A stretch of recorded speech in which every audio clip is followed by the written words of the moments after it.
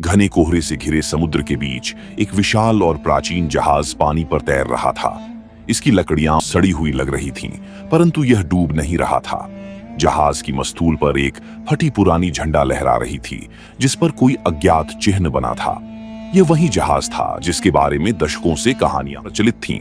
एक जहाज जो अचानक गायब हो गया था और अब रहस्यमय रूप से लौट आया था।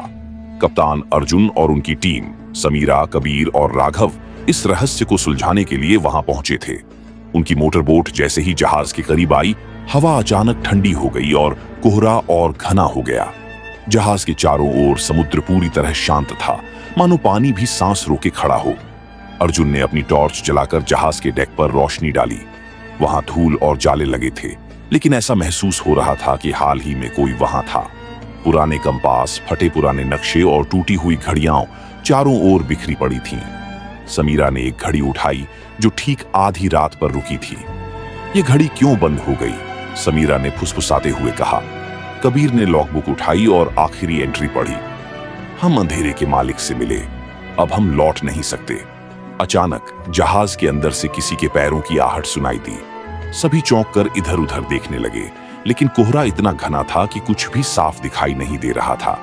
अर्जुन ने इशारा किया और पूरी टीम धीरे धीरे जहाज के अंदरूनी हिस्सों की ओर बढ़ी।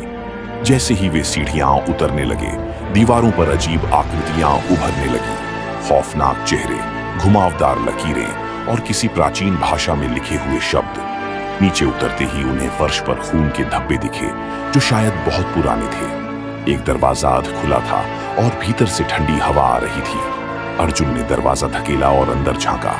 कमरे के बीचों बीच एक पुरानी लकड़ी की कुर्सी थी, जिस पर कोई बैठा था। परछाई में उसका चेहरा नहीं दिख रहा था, लेकिन उसकी आंखें हल्की लाल चमक रही थीं। कौन हो तुम? अर्जुन ने हिम्मत जुटाकर पूछा। उस परछाई ने धीरे धीरे सिर उठाया और फुसफुसाया, तुम्हें यहां नहीं आना चाहिए था। जहाज की आत्मा जाग उठी। अचानक जहाज जोर जोर से हिलने लगा। लकड़ियां चरमराने लगी, मानो पूरी संरचना टूटने वाली हो। समीरा चीख उठी, हमें यहां से निकलना होगा। लेकिन तभी जहाज के दरवाजे अपने आप बंद हो गए। कोनों से काले धुएं जैसी आकृतियां निकलने लगीं, जो हवा में तैर रही थीं। कबीर ने अपने बैग से एक कैमरा निकाला और तस्वीर खींचने की कोशिश की, लेकिन कैमरे की स्क्रीन पर केवल अंधेरा दिखा। हम फंस चुके हैं। राघव की आवाज कांप रही थी। अर्जुन ने तेजी से दीवार पर टंगी एक पुरानी मशाल उठाई और उसे जलाया। रोशनी पड़ते ही काले धुएं की आकृतियां पीछे हटने लगीं, लेकिन वे गुस्से में जोर जोर से गुर्रा रही थीं। हमें जहाज का रहस्य सुलझाना होगा, वरना हम यहां से नहीं निकल पाएंगे, अर्जुन ने कहा। उन्होंने फिर से लॉगबुक खोली और आखिरी कुछ पन्ने पढ़ने लगे। उसमें लिखा था कि जहाज पर सवार आखिरी क्रू को एक रहस्यमयी शक्ति ने अपनी चपेट में ले लिया था।